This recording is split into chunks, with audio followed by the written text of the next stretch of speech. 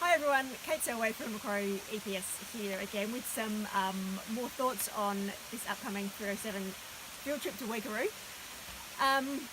One thing to think about the camp, it's likely to get quite cold. So I just actually looked up the temperatures last year in Broken Hill around this time. So the daytime maximum temperatures range from about 12 to 20 degrees and the nighttime temperatures went from about -1 to 10 degrees. And mostly at night it's kind of between 0 and 5 and it is likely to drop below freezing for at least a few of the nights that we're there. So it is pretty cold. Maybe if you've grown up in Sydney, these might be the coldest temperatures you've ever been in. And then remembering, especially at night, that we are, we're just kind of out in the wilderness. There's no buildings or structures to keep any of the warmth in. And certainly last year, when I was on the camp, there were a lot of people who found the nights really cold, and there were people who found it really difficult to sleep on lots of the nights. And then that obviously makes life hard. Yeah, it's no fun lying in a tent really cold, and it affects your ability to work properly during the day as well. So I thought I'd just try to give you a bit of advice. I'm someone who feels the cold a lot. And I've also done a lot of field work in Antarctica and Greenland. Actually, the month leading up to the field trip this year, I'll be camping in Greenland and it'll be like -20 or -30 degrees. So being someone who feels the cold and working in those places, I've picked up a lot of tips over the years of how to stay warm, especially at night. And some of these things are things you can take with you to the camp that will help. So just thought I'd talk through some of those things. A good way to start is to think about what it is, how it is that our clothes and our sleeping bags keep us warm. And I guess there's two different things. You can have thermal layers like this merino, and here the fabric itself is thermally insulating. So this you wear close to your skin and it stops the heat from escaping. Then you've got things like puffy jackets and like sleeping bags, and these have down or synthetic fibres in them with lots of air pockets. And here it's not so much the fabric itself that's insulating, it's the fact that they have all of these air pockets and the air itself traps the warmth and stops the warmth from getting out. So thinking about that, there's really two ways that we can help to stay warm. The first is for ourselves, for our bodies to be warmer, to have more heat that can be trapped. And the second way is to have more of these layers or better insulating layers to keep the heat in. So I guess thinking about that first and thinking about that especially at night, really the best and the easiest way to keep warm is to have a really warm sleeping bag. So try to take the warmest sleeping bag that you can. This can be difficult with warm sleeping bags are also expensive, but try to do the best you can. And you'll often see some different kind of cold temperature ratings on sleeping bags. It's different. Everybody sleeps at different temperatures. I'm a really cold sleeper, so I need a warmer sleeping bag than someone who might be a really warm sleeper. But often on those ratings, they might have a comfort level for your average man. Men tend to be warmer sleepers than women. A comfort temperature for your average woman, and that'll be the temperature, kind of the minimum nighttime temperature at which you'll be comfortable in that sleeping bag and you'll be able to sleep comfortably. Sometimes they'll often have an extreme rating. That's really the temperature at which the sleeping bag's going to keep you alive, but you're not going to be at all comfortable. So if you see something with an extreme rating of -10, don't go into it thinking, oh, we're just going to have 0 degrees, so that'll be fine, because that's not the temperature that will keep you warm at.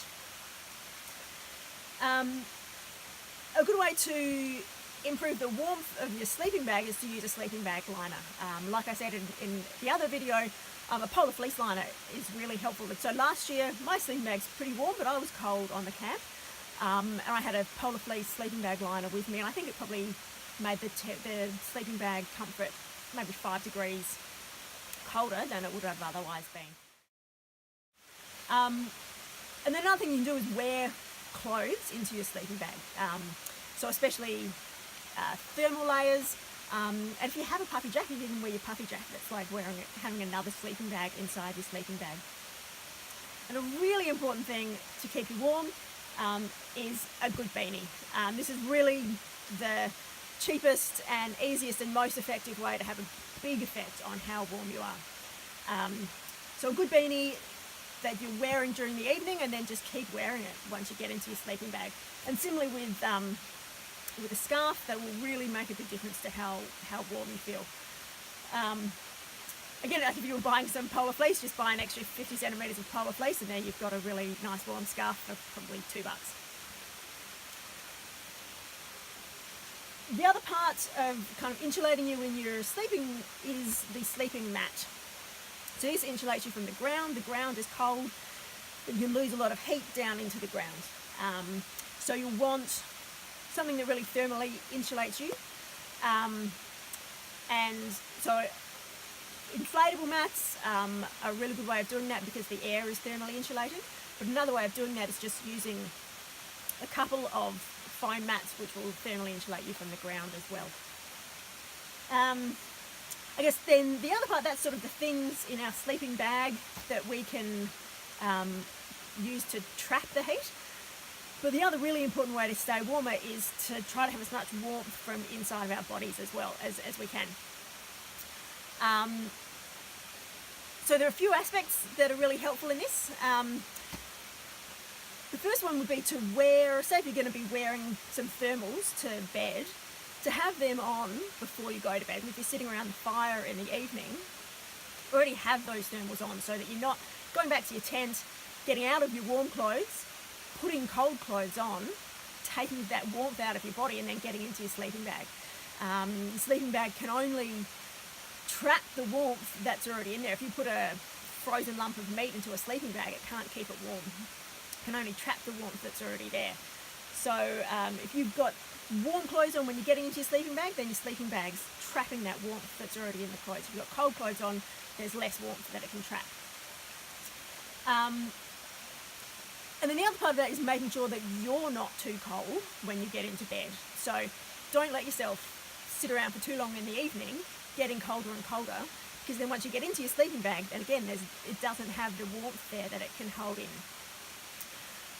If you are feeling cold before you go to bed, I don't know, do 100 star jumps or something. Do something to warm yourself up so that once you get into that sleeping bag, you're already warm.